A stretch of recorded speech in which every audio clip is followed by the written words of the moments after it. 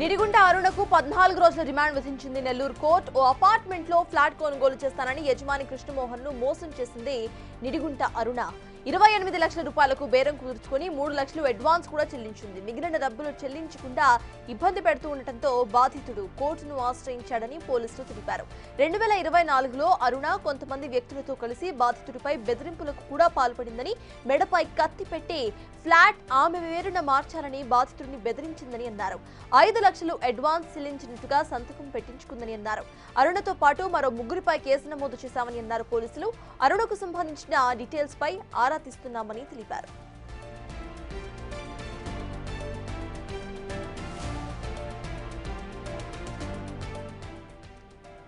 ఈ కేసుకు సంబంధించిన పూర్తి అప్డేట్స్ మా ప్రతినిధి సురేంద్ర అందించడానికి సిద్ధంగా ఉన్నారు. సురేంద్ర, చెప్పండి, ప్రెజెంట్ నిడిగుంట అరుణకు సంబంధించిన డీటెయిల్స్ ఏంటి, ఆవిడ ఎక్కడున్నారు ఏంటి అనే విషయాలు పోలీసులకు తెలిసిందా? అసలు అక్కడ సిచ్యువేషన్ ఎలా ఉంది?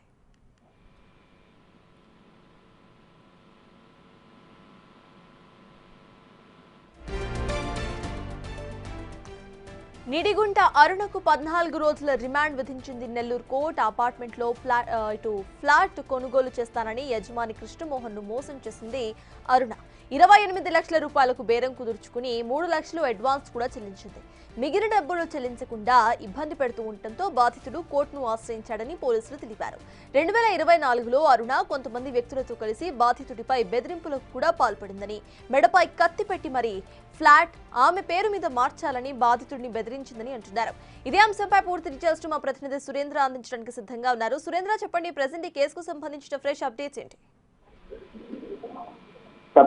లేడీ దానిగా ఆరోపణలు ఎదుర్కొంటున్నటువంటి నిడుగుంట అరుణకి 2వ జ్యుడిషియల్ అదనపు కోర్టు, ఫస్ట్ మెజిస్ట్రేట్ కోర్టు ఈ యొక్క 14 రోజులైతే రిమాండ్ విధించింది. సెప్టెంబర్ 3 వరకు కూడా ఈ యొక్క రిమాండ్ కూడా విధించడం జరిగింది. అయితే కేసు విషయానికి ఇటు ఆమె ఉంటున్నటువంటి అపార్ట్మెంట్ లో ఫ్లాట్ ను గతంలో అద్దెకి తీసుకున్నటువంటి ఆ ఫ్లాట్ ని కొనుగోలు చేస్తానని యజమాని మునగ వెంకట మురళి కృష్ణమోహన్ ని కూడా మోసం చేసిందని అరుణ యొక్క కేసు కూడా నమోదు చేయడం జరిగింది. ఈ యొక్క కృష్ణమోహన్ ఇచ్చినటువంటి వెంకట మురళి కృష్ణమోహన్ ఇచ్చినటువంటి ఫిర్యాదు మేరకు కోవూరు పోలీస్ స్టేషన్ లో కేసు నమోదు చేయడం జరిగింది.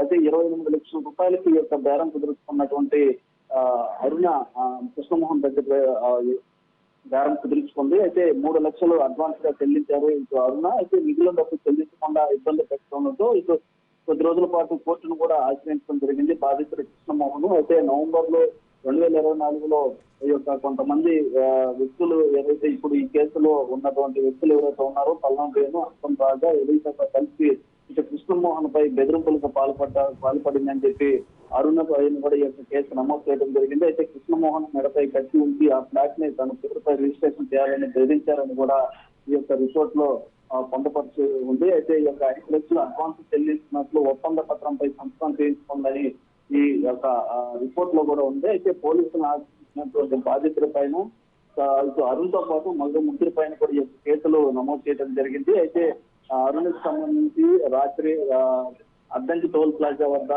వెళ్తున్నటువంటి విజయవాడ వైపు వెళ్తున్నటువంటి అరుణ్ని ఈ యొక్క పోలీసులు అయితే అదుపులోకి తీసుకోవడం జరిగింది. ప్రకాశం పోలీసులు అక్కడి నుంచి కావల వద్ద కోవూరు పోలీసులకి అప్పగించడం జరిగింది. అయితే కావూరు పోలీస్ స్టేషన్ లో ఉదయం నుంచి ఈ యొక్క విచారణ చేసి ఈ యొక్క ఎఫ్ఐఆర్ కూడా నమోదు చేయడం జరిగింది. ఈ ఎఫ్ఐఆర్ లో పలు సెక్షన్లు కూడా పొందుపడుతుంది. దీంట్లో నాన్ బెయిలబుల్ కేసులు కూడా ఉండడంతో ఈ యొక్క రిమాండ్ కూడా సెప్టెంబర్ 3 వరకు పడడం జరిగింది. అయితే ఈ నేపథ్యంలోనే అయితే ఎవరైతే ఉన్నారో కృష్ణమోహన్ ఇచ్చినటువంటి ఫిర్యాదు మేరకే ఈ కేసు నమోదు అవడం జరిగింది. అయితే ఇప్పటికే చాలా ఆరోపణలు ఎదుర్కొంటూ ఉంటున్న అరుణ పైన కూడా ఇటు పోలీసులు పూర్తిగా దర్యాప్తు చేస్తున్నటువంటి నేపథ్యం ఉంది. ఈ నేపథ్యంలోనే పలువురు పోలీస్ స్టేషన్ లో కూడా ఇటు నిన్న మాట్లాడినటువంటి అనిత మాటలు ఏవైతే ఉన్నాయో ఇటు అరుణ పైన కూడా నివేదిక ఇవ్వాలని కోరడంతో అరుణ గతంలో చేస్తున్నటువంటి ఏమేమి గత ప్రభుత్వంలో ఎలాంటి బెదిరింపులకు పాల్పడినటువంటి విషయాలపైన కూడా ఆరా తీయాలని నివేదిక ఇవ్వాలని కోరడంతో